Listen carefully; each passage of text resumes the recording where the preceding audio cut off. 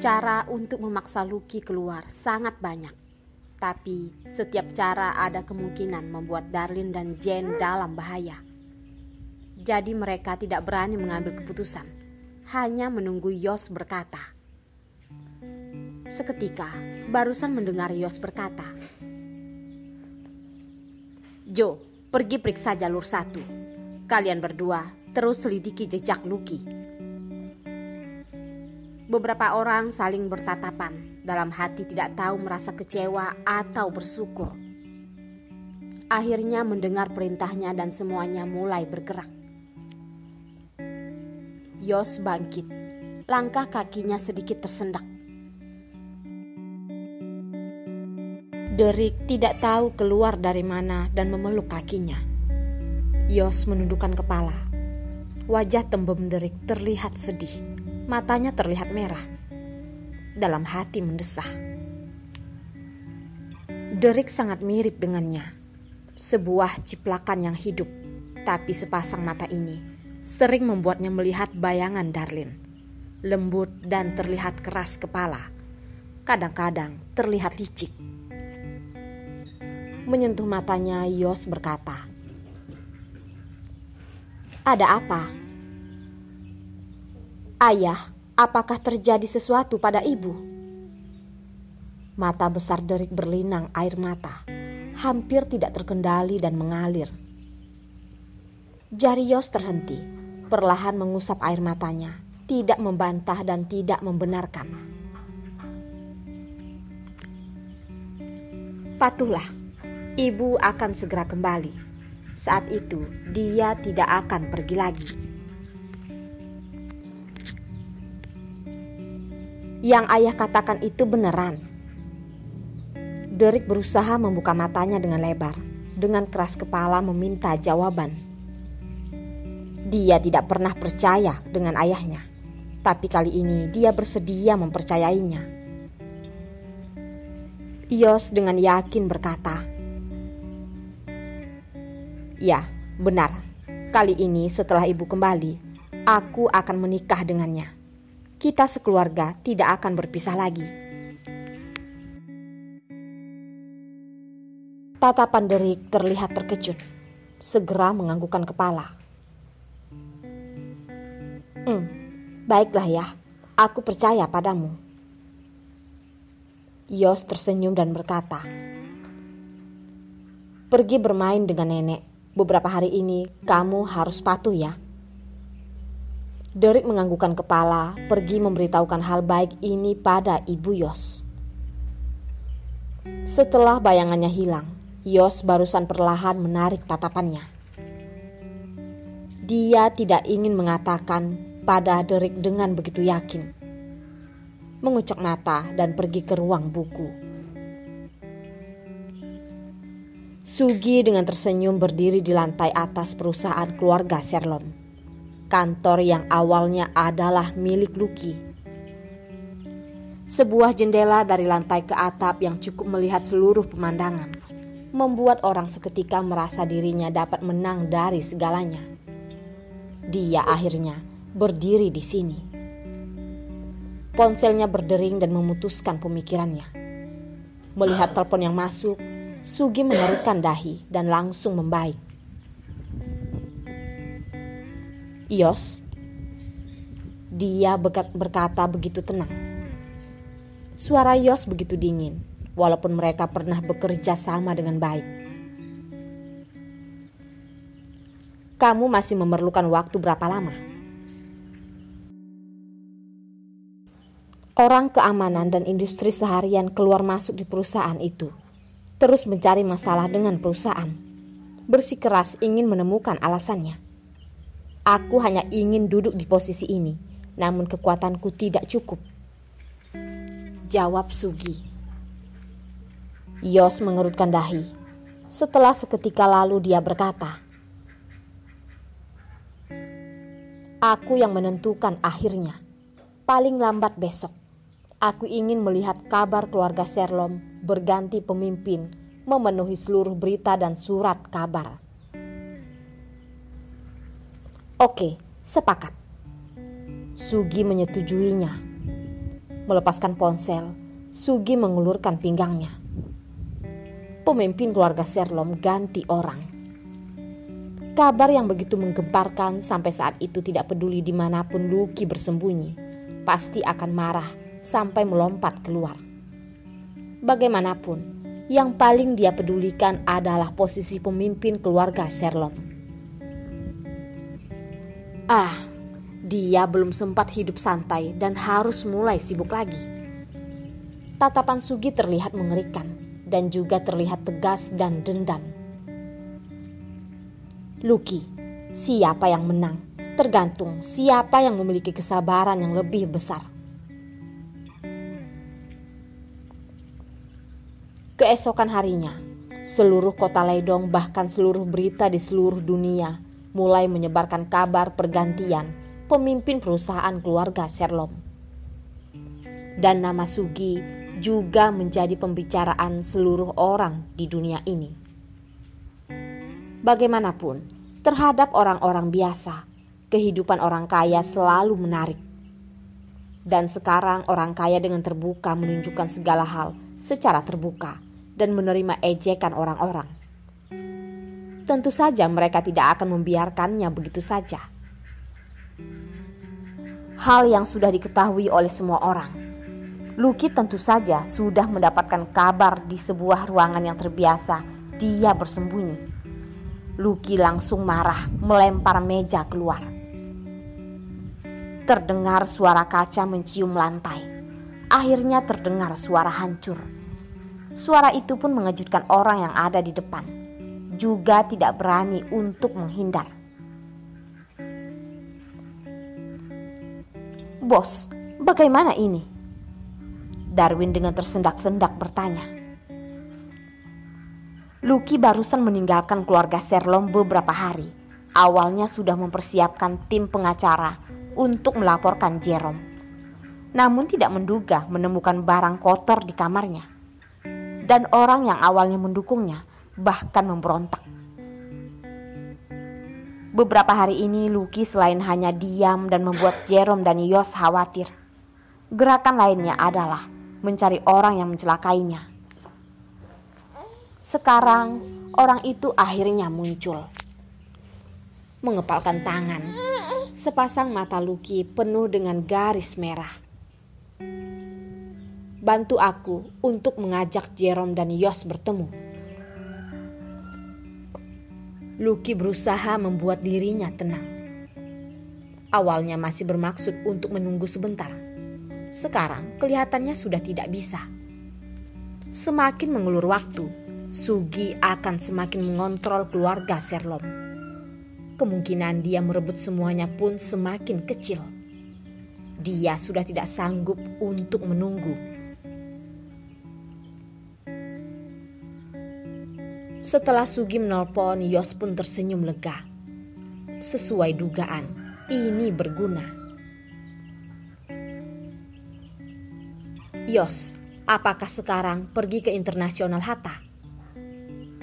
Rapa melonggarkan dasinya dan bertanya. Yos menggelengkan kepala. "Bawa aku pergi temui Leo si telinga 6 dulu."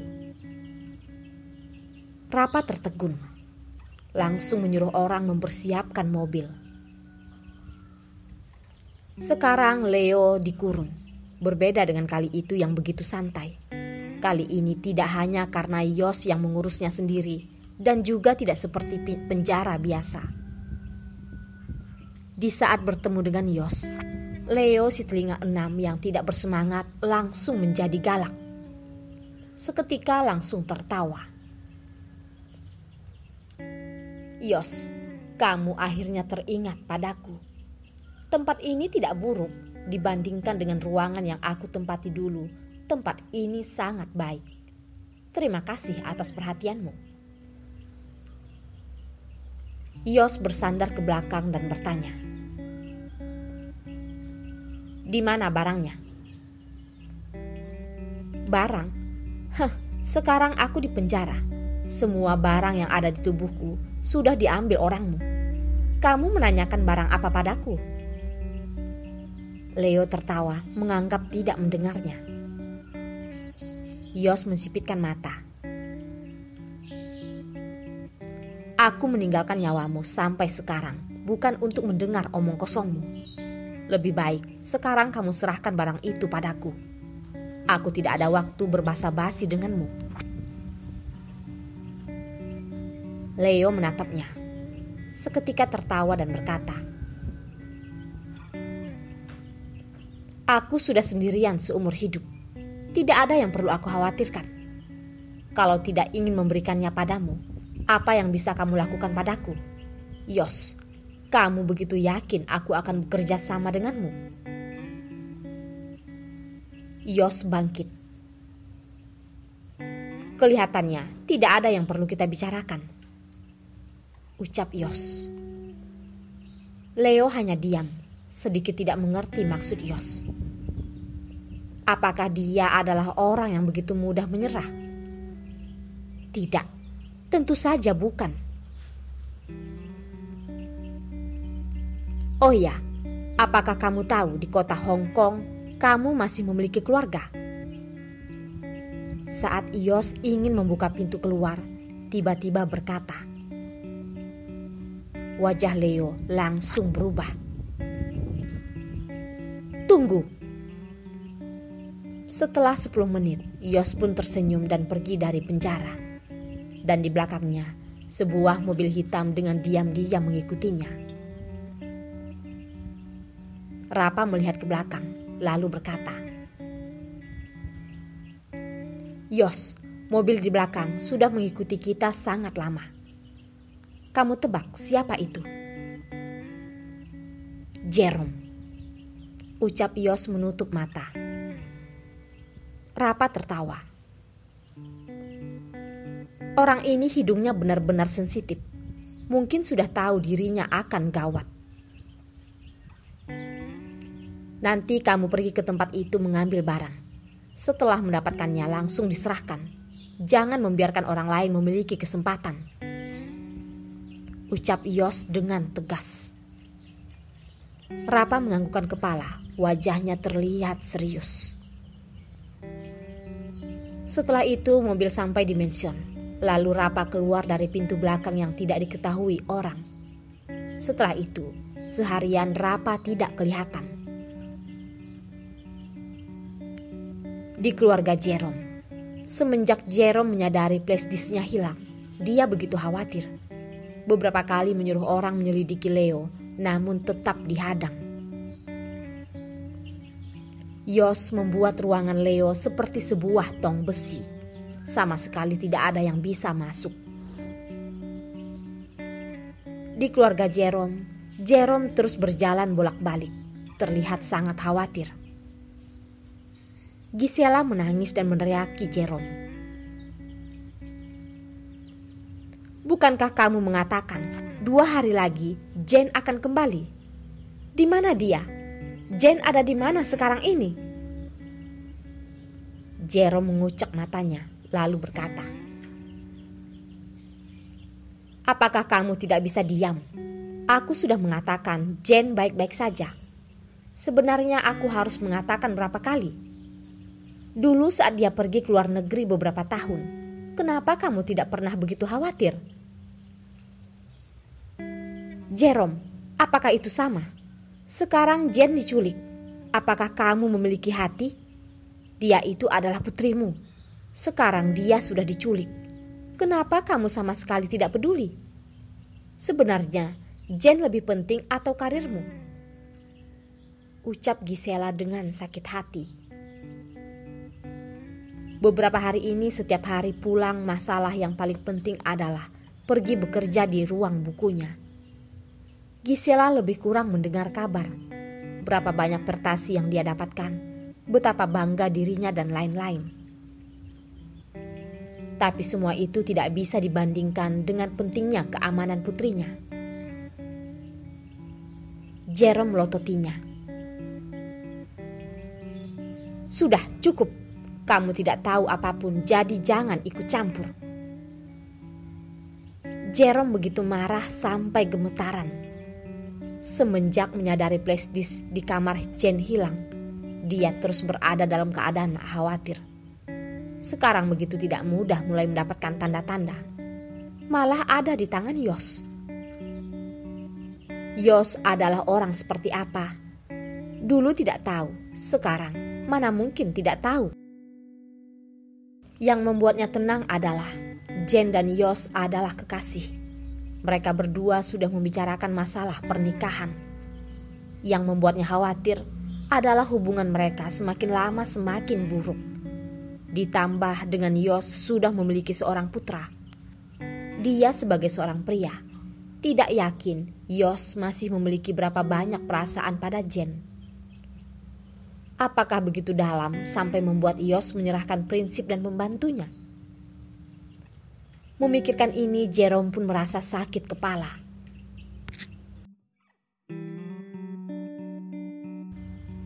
Darlene karena bertengkar dengan Jen, dia pun dipindahkan ke dua ruangan yang berbeda oleh Lucky. Tentu saja, tetap adalah apartemen itu. Hanya saja dibandingkan dengan gerakan mereka ke sebuah ruangan tamu. Sekarang mereka berdua hanya bisa berada di dalam kamar. Darlene menggunakan obat yang dibawakan orang Lucky untuk mengobati wajahnya dan luka di tangannya. Dalam hati tentu saja tidak mungkin tidak khawatir. Sekarang yang sudah dipastikan adalah Lucky menangkap mereka berdua kemari hanya karena Yos. Tapi ini sudah beberapa hari. Dia juga memberikan makanan dan minuman enak untuk mereka. Sama sekali tidak mengungkit hal lain.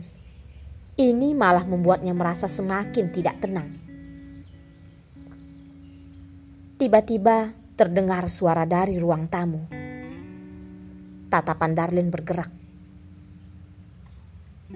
Waktu makan di sini akan ada orang yang datang mengantar makanan. Selain di luar sangat tenang, selain di samping ada suara teriakan Jen saat mabuk, sama sekali tidak ada suara lain. Apakah itu adalah orang yang datang menolong mereka? Atau Lucky? Tatapan Darlene terlihat sebuah sinar mendekati pintu. Orang yang datang pergi ke kamar Jen dengan sopan mengetuk pintu. Mengenai hal lain, dia pun tidak mendengar apapun lagi. Darlene dengan putus asa duduk di ranjang. Merasa Lucky mungkin mengatakan ucapan yang mencuci otak Jen. Di dalam ruangan Jen, kelihatannya Nona Jen hidup dengan baik di sini. Melihat wanita yang berbaring di ranjang sambil memeluk sebotol bir, tatapan gelap Lucky seketika tersenyum. Jen mengerutkan dahi, meletakkan botol bir itu. Kalau kamu membiarkanku keluar, aku akan hidup lebih baik lagi. Melepaskanmu tentu saja akan aku lepaskan. Namun aku rasa Nona Jen juga tahu, aku Lucky adalah pengusaha. Semuanya bisa dimakan, tapi tidak boleh rugi. Lucky tersenyum, tatapannya terlihat sinar. Jen tersenyum dingin, lalu berkata, kalian pengusaha, semuanya bisa kalian lakukan demi uang. Bukankah hanya karena ingin memanfaatkan ayahku? Sayangnya, caramu sudah salah. Cara bos Lucky ini, ayahku tidak akan menyukainya. Lucky mengerutkan dahi, merasa khawatir karena IQ Jen. Jerome hanyalah seorang bupati, lagi pula kemampuannya sangat buruk. Yang paling penting adalah dia sangat berhati-hati. Jika dibandingkan dengan keluarga Jerome, kemampuan keluarga Sherlock beberapa tahun ini hanya bisa dikatakan lebih tinggi dan tidak mungkin lebih rendah. Seberapa besar rasa percaya dirinya hingga menganggap dia membawanya ke sini karena ingin memanfaatkan Jerome? Lucky tertawa terbahak-bahak. Nona Jen, aku rasa kamu sudah salah paham. Aku mengundangmu untuk bertamu bukan karena Bupati Jerome, melainkan calon suamimu. Yos, apa yang terjadi dengan Yos? Apa hubunganmu dengannya? Jane dengan berhati-hati menatapnya. Lucky tersenyum. Hubungan tidak ada, namun aku sangat tertarik dengan barang yang ada di tangan pengacara Yos. Tidak tahu apakah Nona Jane bisa membantu untuk memindahkannya. Tatapan Jane bergerak, mengangkat leher. Tentu saja, aku adalah wanita yang paling dicintai Yos. Jangan katakan hanya satu hal. Apapun yang aku ingin dia lakukan, dia pasti tidak akan mengabulkannya. Lucky dalam hati tersenyum dingin. Wajahnya malah terlihat senang. Kalau begitu, maaf merepotkan Nona Jane. Tidak merepotkan, namun bisnis harus ada bayarannya. Kalau aku bisa membantumu mendapatkan barang yang kamu inginkan, bagaimana kamu membayarku? Jane mungkin sudah melupakan dirinya yang diculik saat ini. Sepasang tangan berada di depan dada, dengan sombong melihat Lucky. Lucky mengerutkan dahi. Nona Jane ingin balasan apa? Wajah Jane dalam seketika terlihat kejam. Wajah yang awalnya terlihat lelah, saat ini semuanya sudah menghilang. Lucky tiba-tiba sadar. Ternyata 1 detik kemudian dia pun mendengar Jane berkata, "Aku rasa kemampuan Bos Lucky tidaklah buruk. Darlene adalah temanku, muda, cantik dan single. Bagaimana kalau Bos Lucky membantu untuk mengenal pria untuknya?" "Oh, ada permintaan apa?"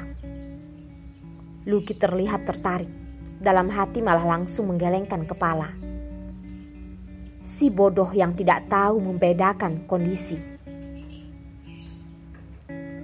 Jane tersenyum kejam. Tubuh berotot dan tahan bermain lama adalah yang paling dia sukai.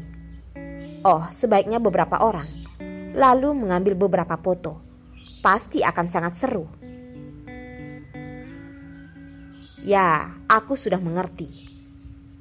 Lucky tersenyum. Tidak lama, Lucky pun bangkit dan pergi. Jane mengira perjanjian mereka sudah disepakati. Sebelum pergi juga tidak lupa mengatakan, "Gerakanmu cepat sedikit. Kalau tidak, aku tidak bisa memastikan bisa membantumu atau tidak." "Nona Jane, tenang saja. Aku akan segera membiarkanmu bertemu dengan Yos." Lucky tersenyum lebar. Setelah itu tetap melambaikan tangan menyuruh. Jane dengan kesal menghentakkan kaki. Keluarga Sherlock apaan? Seenaknya saja menculiknya. Lihat saja bagaimana dia yang akan menghabisinya. Bahkan berani menahannya. Dan juga bersama dengan si keji itu. Tunggu saja. Darlene mendengar suara di luar sudah hilang. Sama sekali tidak ada pemikiran untuk masuk ke kamar Jane dan mulai asal berpikir. Yos sudah mengetahui dia dan Jane ada di sini. Lucky datang membawa Jane pergi.